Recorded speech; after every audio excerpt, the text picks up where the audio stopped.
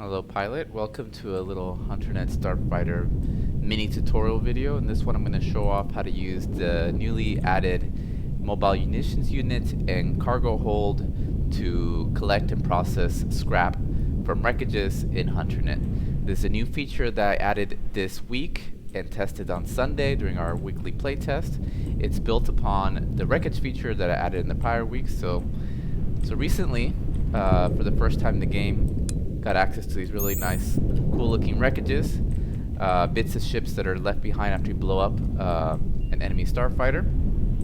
But up till now, it's a physics effect. You can crash into them, but they didn't tie into the gameplay loop. So now with the introduction of Salvage for the first time, you can blast them into little bits, and then pick up the scraps, and then use those scraps either to deliver your cargo hold back at a capital ship or a space station, or process that scrap into munitions.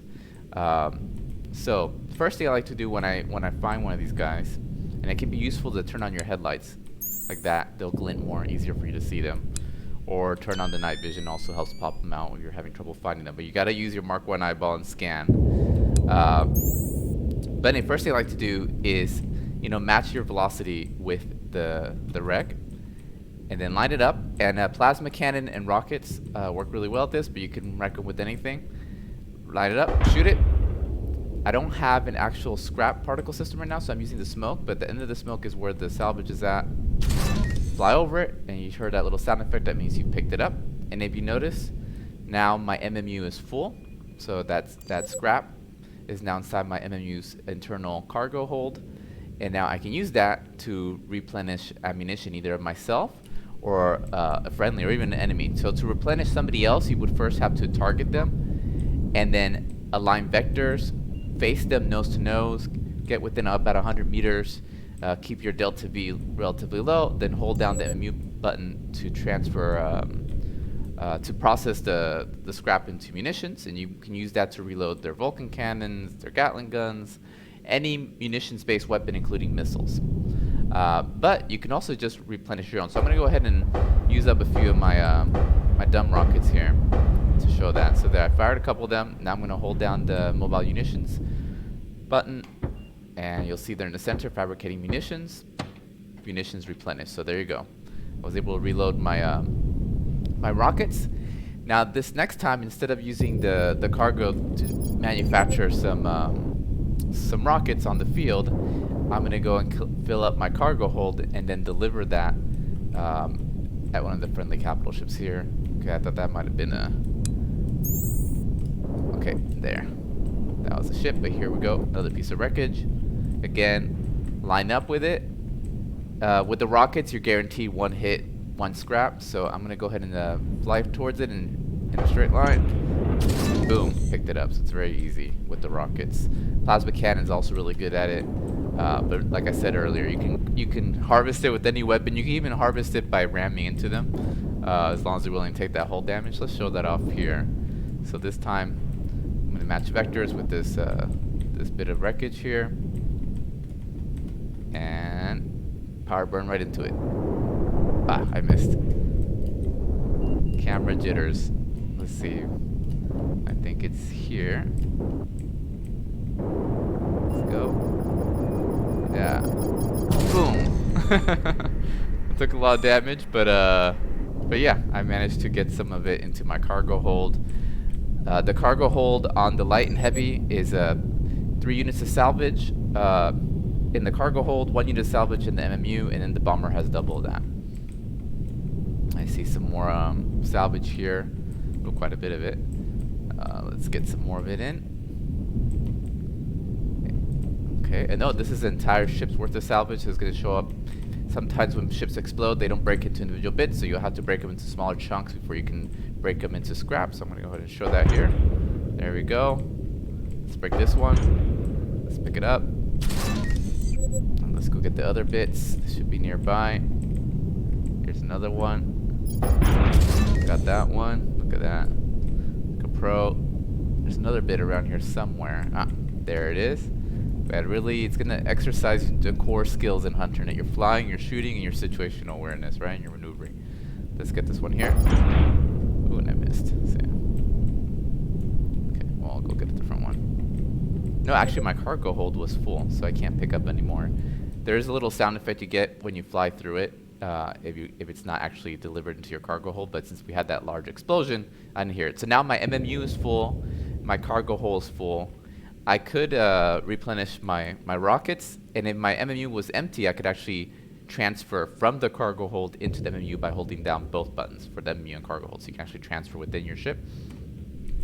But I'm going to go ahead and fly to one of our capital ships, land, and deliver this. And on the way there, I'm going to go ahead and replenish those rockets because you never know when I might need them, right?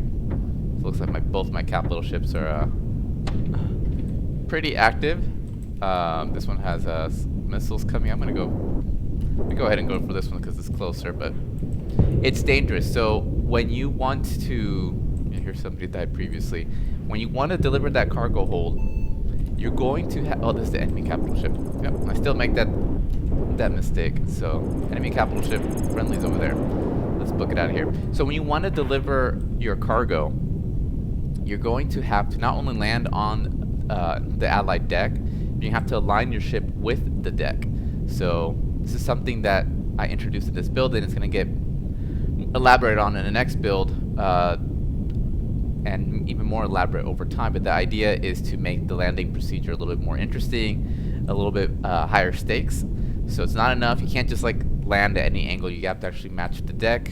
Longer term, actually going to have it so you have to actually dock with the ship, meaning lower your landing gear, shut down, lower your shields so that the robots or the crew, whoever's unloading your ship, can actually get access to it.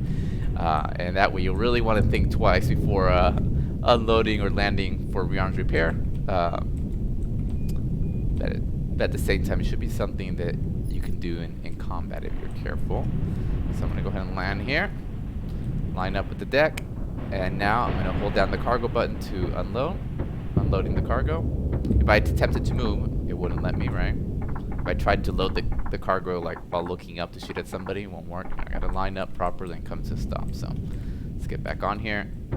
Let's go back. It takes some time. One bit of cargo at a time. Okay, unloaded one. Look at the center of the screen, cargo delivered. Now, since we're in capital ship assault, we're not benefiting the team currently because the cargo carried by these capital ships isn't being used to manufacture anything. But if you're playing attrition, then we'll actually add to your score, so it's very useful. So yeah, so that's how you deliver cargo. That's how you use your MMU. This is just the first pass of the mechanic. And if you want to review how it works, just go to the refit menu and read the in-game descriptions. It's pretty self-explanatory. So let me take a moment and talk a little bit about sort of my process with developing new gameplay. I like to do everything in Hunternet very iteratively, so that's why I release once a week, every Sunday.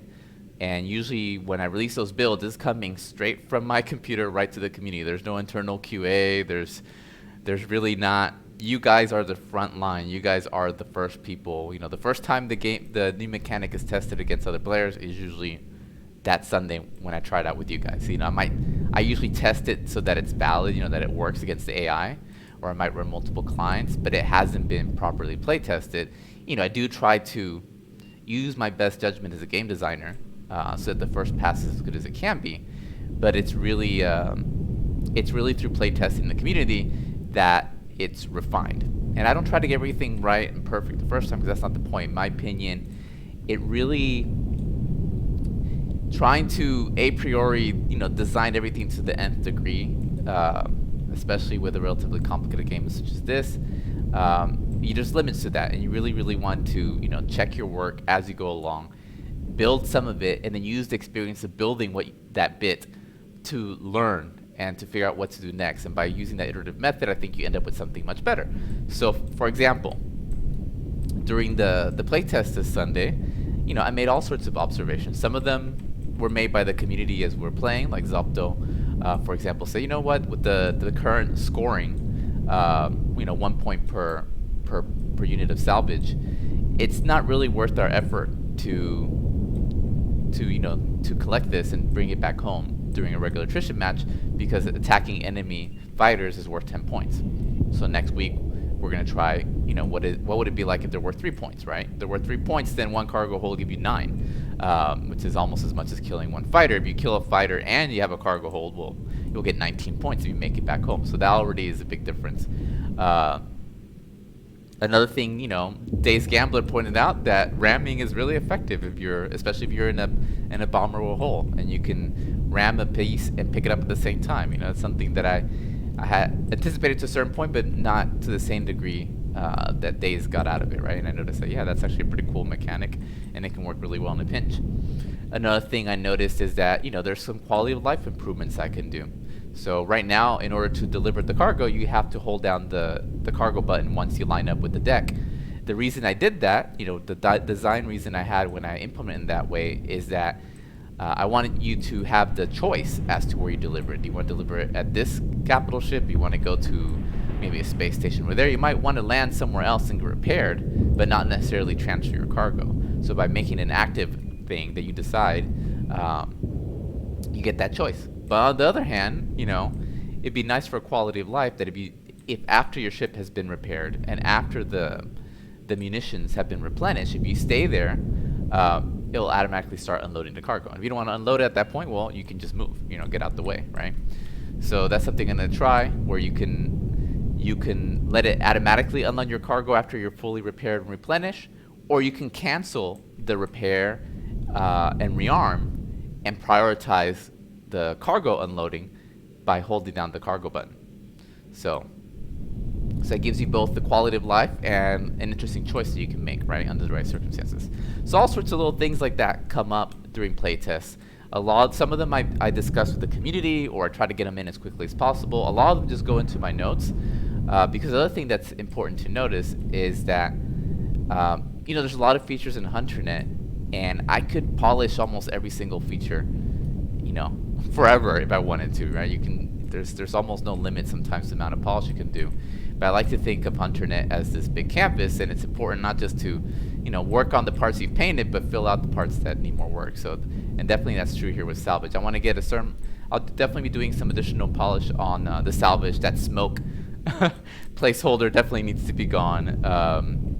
There's sound design by the sound designer that needs to be done, and so forth. But in terms of the game mechanics, we'll do a little bit of work on the game mechanics, but then I'll set it aside and revisit it again in the context of other mechanics, right? In the context of other new additions to the game, such as, capital ship destruction or open world gameplay loops and so forth, right? So that's basically my thought process. That's how this new equipment works. I hope you guys have found this video useful. And if you're interested in Hunternet, I highly recommend dropping by Discord. I love talking to new players, to fellow fans of the genre. If you're a player of the game that hasn't dipped their toes in recently, I highly recommend joining us whenever you get a chance and joining in one of the playtests. So that's it, pilots. See you between the stars.